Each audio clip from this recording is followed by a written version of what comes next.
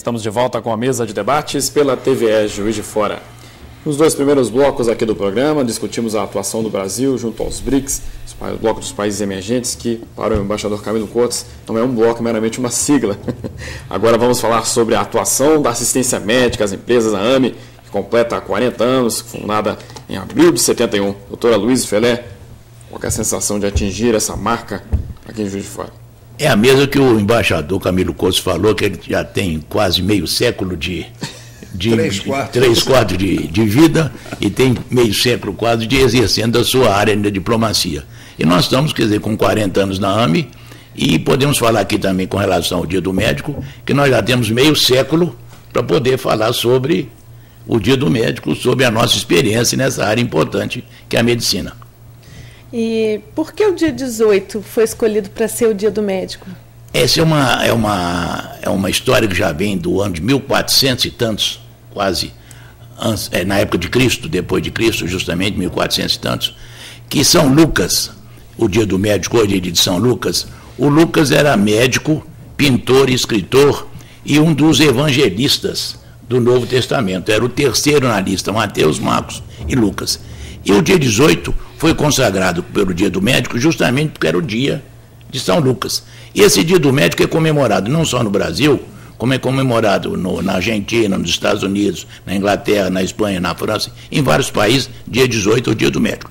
Quem foi Lucas? Eu já falei, pintor, médico, nasceu na região de Antioquia, hoje território da Síria, e lá ele exerceu sua profissão e foi martirizado, vamos assim dizer, pelos romanos.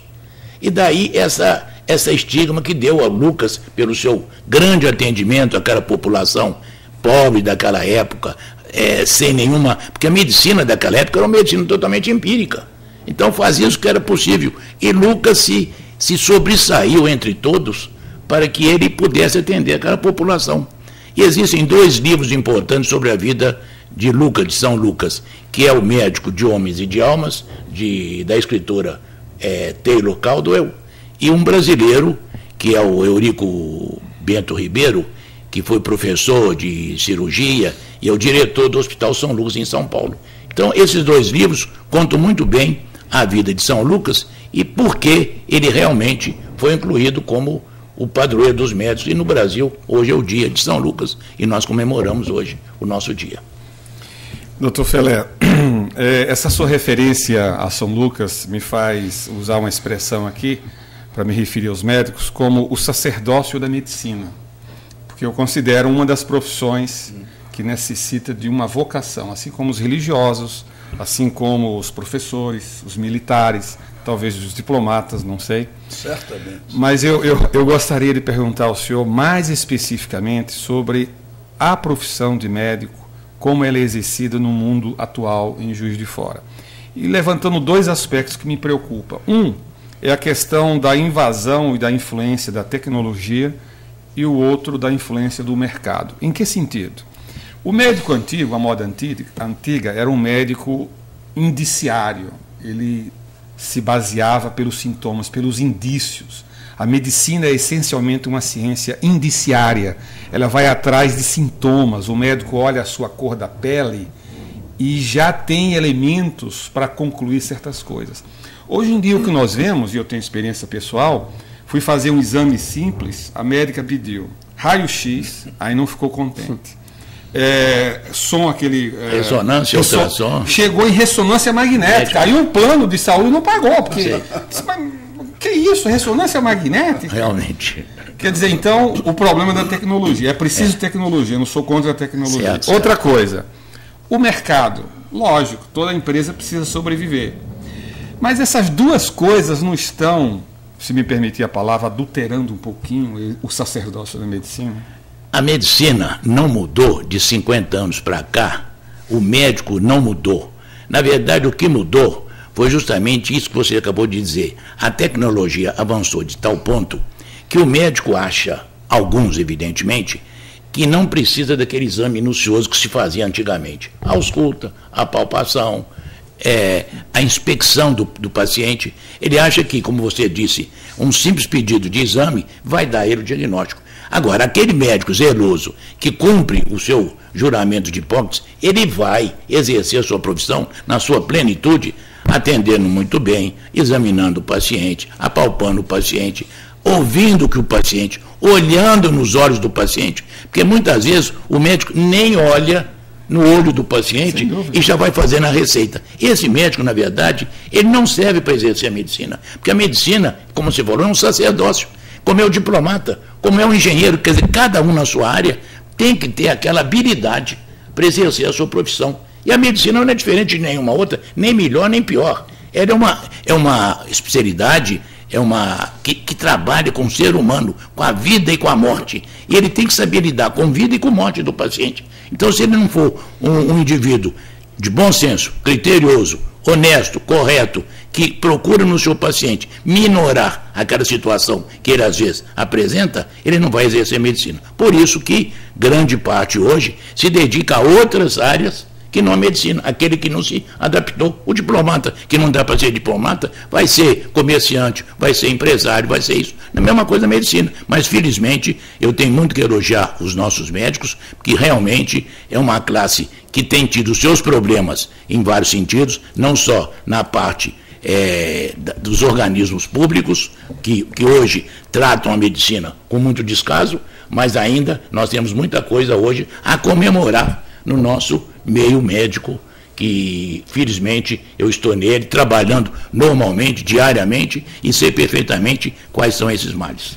Eu queria pegando a ideia na pergunta do Orlando, doutor Felé, essa questão do mercado, né, nas formaturas nós temos lá, né, o dia do juramento, né, eu juro, né, o médico, né, deve jurar, né, que vai para salvar a vida, né, dos pacientes. E por outro lado, nós vemos aí constantes greves, que eu acho para serviços essenciais, tudo bem, todos têm que lutar por melhorias de salários, mas em serviços essenciais eu beiro o absurdo. Como que o senhor reage a isso, né? No juramento ali, jura que vai zelar pela vida, salvar a vida, e no outro dia tem que acabar não seguindo esses princípios por razões mercadológicas. Infelizmente, como toda profissão, qualquer serviço, seja do operário que trabalha numa fábrica, seja de um bancário, seja de um médico, tem os líderes que dominam com ideias, às vezes, adversas, para poder formar a opinião daquele grupo.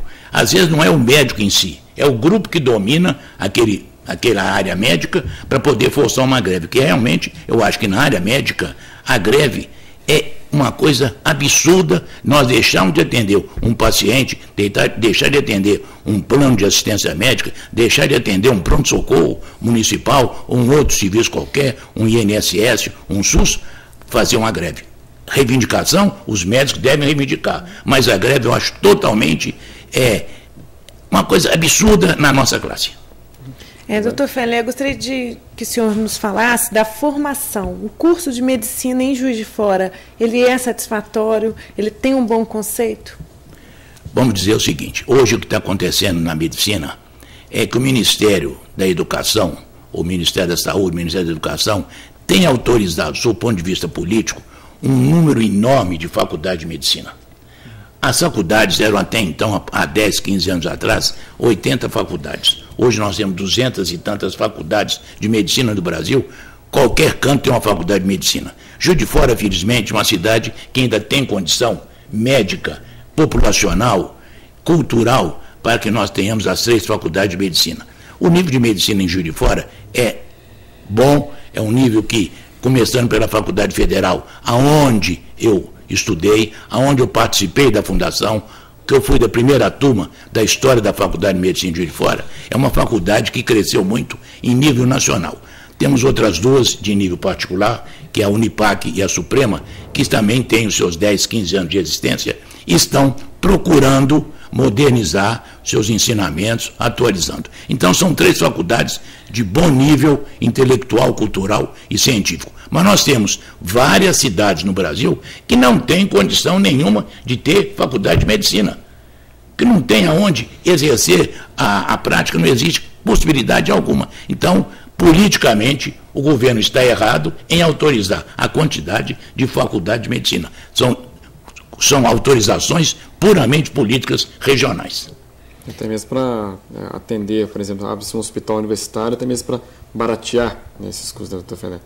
Às vezes acontece isso também. Eu não acredito que abrir um hospital universitário vai baratear custo, que não tem como. Ao contrário, pode até encarecer o custo, porque realmente são tantas exigências feitas para que você tenha esse hospital em funcionamento, que às vezes torna-se impossível você executá-lo. Na AME, doutor Felé, o senhor tem alguma dificuldade de encontrar certa especialidade? Temos, sim, realmente. Hoje nós temos especialidades que estão em queda no mercado, vamos assim dizer. O médico não está se interessando em fazer aquela especialidade. Então, há uma diminuição muito grande no nível, vamos supor, de pediatra. Existe uma queda muito grande no número de pediatras. O clínico geral praticamente já não existe mais. Então, você vai ter super especialidades, que já são aquelas especialidades que vão se subdividindo em outras para que você exerça aquela sua profissão. Então, a dificuldade é grande. Mas, felizmente, a AME tem um corpo clínico muito bom, de 120 médicos, nas suas 24 horas, nos seus plantões, e procura exercer a sua atividade de uma maneira integrada. Aquele médico com a direção da empresa, com os funcionários. Então, a gente vive dentro da AME numa verdadeira família. E eu quero transmitir daqui a todos os nossos médicos que trabalham conosco na AME os nossos parabéns pelo dia de hoje, pelo serviço que eles prestam aos nossos milhares de associados. Ok, vamos então para o nosso último intervalo aqui na mesa de debates. Nós voltamos já já.